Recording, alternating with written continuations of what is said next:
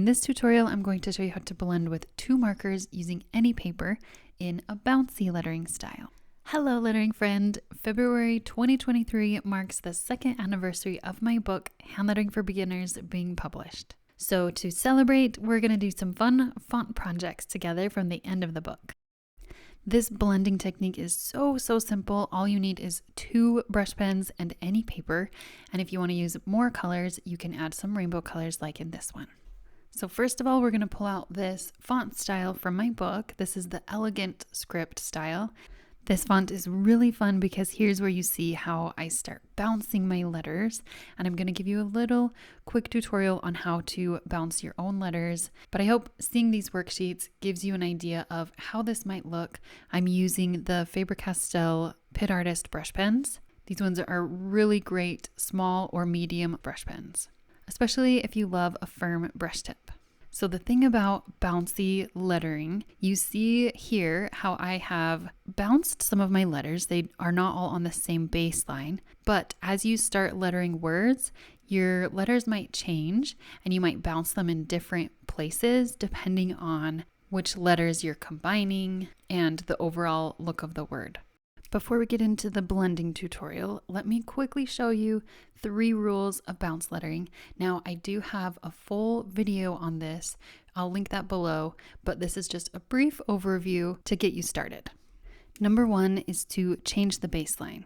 And this is the most obvious way to describe bounce lettering because all you're doing is changing the baseline of the bottom of your letters. And how do you know which ones to change? Well, you could try doing every other letter. I like to keep the vowels smaller and bounce the rest of the letters. Like I said earlier, it changes depending on what word you have and how your letters are connecting together. Number 2 is to change the size of your letters. And this one just adds a little extra bounce. So I'm adding 2 different baselines. So actually you have like 3 baselines in this one.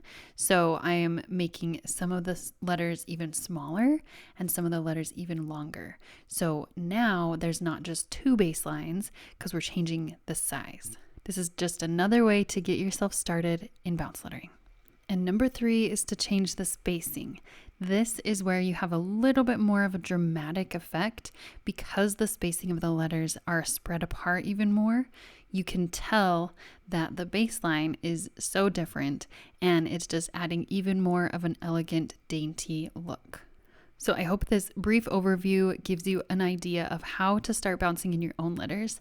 And the last thing I'm going to say about bounce lettering before we get into the blending tutorial is this right here. There is no right or wrong way to bounce your letters as long as you can read the word. I sometimes see lists where people say this is the correct way to bounce and this is the wrong way to bounce. And I always say, no way, that is totally incorrect. You get to choose how you want to bounce your letters. If you are intentional with the way that you are bouncing your letters, you can make them look good as long as it feels true to you. So I hope you have fun exploring bounce lettering as we now get into the blending tutorial. This is the project that is in the book, and basically I just used 2 markers on each line, red to orange, orange to yellow, yellow to green, green to blue, and blue to purple. But today, for the ease of this tutorial, I'm just going to use this blue and pink.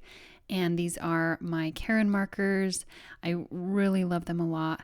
And one reason I love this blending technique is that you can use any paper. So first, I'm just going to take one of the colors and I'm going to use it on my palette. And then I'm picking up the ink with the other marker. And then I go in and just start lettering. And the ink runs off of the pen and starts to fade out into the original color. And this works with any water-based pen. You're not going to ruin your markers as long as they're water-based. And this is really fun to play around with how much ink you have on the pen and what colors blend well together as you're getting that ombre effect. So this one is more of a purple to pink, whereas the rainbow one that I did, I was using rainbow colors, so it made that rainbow ombre blend. But you can mix any 2 colors that you want. I would just avoid doing complementary colors because typically that tends to turn brown. So that is probably the quickest tutorial of all of these font tutorials that I've been giving you. but there are so many possibilities that you can make with this. And the next video tutorial is with this brush pen faux calligraphy font style. Can't wait to share that with you. I will link the playlist for that so you can go directly there. Thank you so much for watching. I'll see you there.